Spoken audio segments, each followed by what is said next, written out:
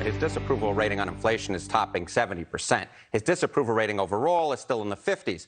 But if you compare that to every single other president at this point in the first term, throughout polling history, this goes all the way back since the 1940s, he is the worst on both. Wow. And the reason he is the worst overall is because inflation is eating his presidency alive at this point. The Democratic sharks are circling, and even CNN is putting a fork in Biden's presidency. President Biden oversees and reeling from another series of battering poll numbers on his disastrous handling of everything. The latest survey reveals only 18% of Americans want to see him run and destroy the country a second time. Those numbers have Democrats back at home measuring the drapes outside the Oval Office. Good hair, Governor Gavin Newsom looking pretty comfortable walking around White House grounds while the president's away. The liberal leader has been dropping subtle clues that he's itching to run for president after running attack ads against Governor Ron DeSantis and urging Floridians to move to California. Newsom laying out his 2024 vision in a speech. But I do believe education is under assault in ways that I've never experienced in my lifetime. I really believe that. But what's happening now? Banning books, suppressing speech, the othering of our students, teachers, parents. It's alarming. Freedom, it's under attack in your state. Your Republican leaders, they're banning books, making it harder to vote, restricting speech in classrooms, even criminalizing women and doctors. Another power-hungry Democrat's trying to get his name out there by provoking DeSantis. Illinois Governor J.B. Pritzker set to give a keynote speech this weekend at a fundraiser for Florida Democrats. But maybe don't count Joe out yet. The president looks like he wants a rematch against Donald Trump. I'm not predicting, but I would not be disappointed. The one thing I know about politics, and American politics in particular, is there's no way to predict what's going to happen. I'm not even halfway through my term yet. Yep. And so there's a lot of room to figure out what's going to happen. All right, Judge, you've seen the landscape over the last 24 to 48 hours. What is happening? You know, I have to tell you, when he said, you know, you can't predict this. Even I can't predict it. I'll bet he couldn't predict he was going to win. You know, but look, the blood is in the water. 13% of the people in this country think it's going in the right direction. First of all, I'd like to know what they think specifically is going in the right direction. But more than that, I mean, it makes sense. I mean, everybody's going to jump out. They know Joe's weak. They know Kamala can't do or say anything. Gavin Newsom, you know, Pritzker, you know, more power to them. It's a democracy. This is America. But I got to tell you, man, the Democrats are great at turning things around. You know, free speech, banning books. Yeah, the books that are being banned are books where they want to talk to a 5-year-old about how they identify sexually and showing kids what, you know, oral sex is. To me, that's banning the right kind of books. So, you know, it's going to be a race. It's going to be a culture war. It's not going to be about the facts. It's not going to be about anything other than the Democrats saying that Republicans are the Nazis and they're the freedom fighters, when it's just the opposite. Yeah, because they can't really run on any policy accomplishments, Geraldo, so they have to go into these little weird ticky-tack othering things. What does othering mean, Geraldo?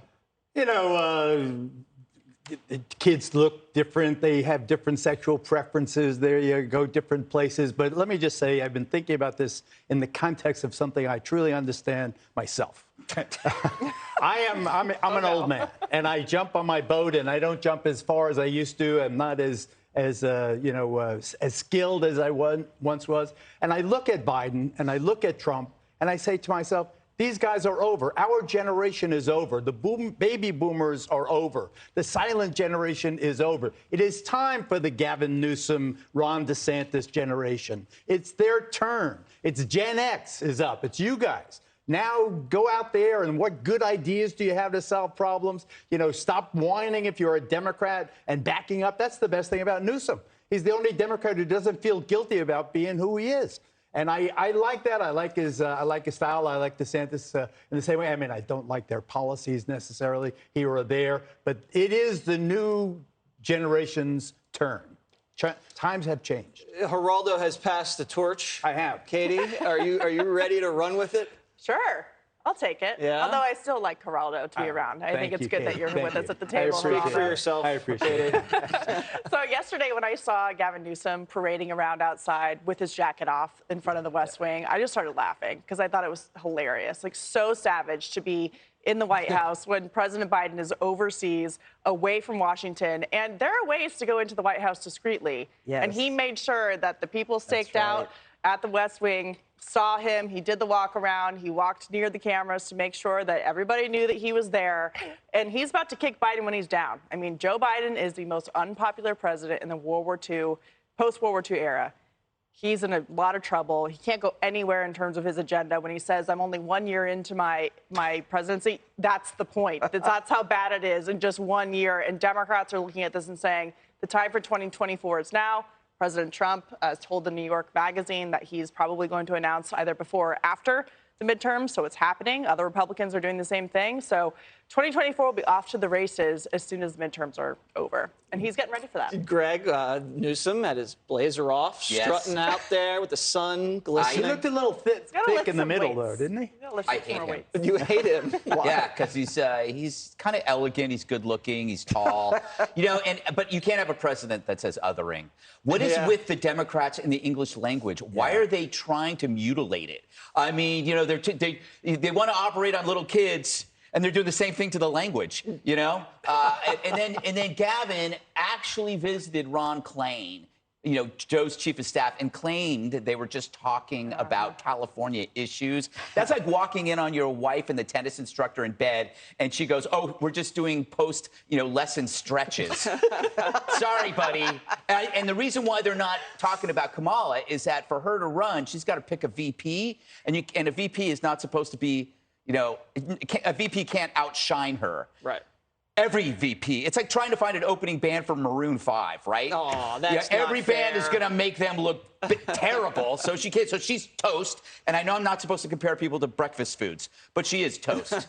But when you watch what's going on right now, it reminds me of when a really, really rich relative starts, maybe in their 80s, gets a slight cough, and all of a sudden all these money-grubbing cousins show up, and they're acting like he's already dead. And I keep waiting for somebody to go up to Joe and start measuring him for a coffin, They're circling him like vultures, and he's like a lost, gaunt hiker. At least you won't know it.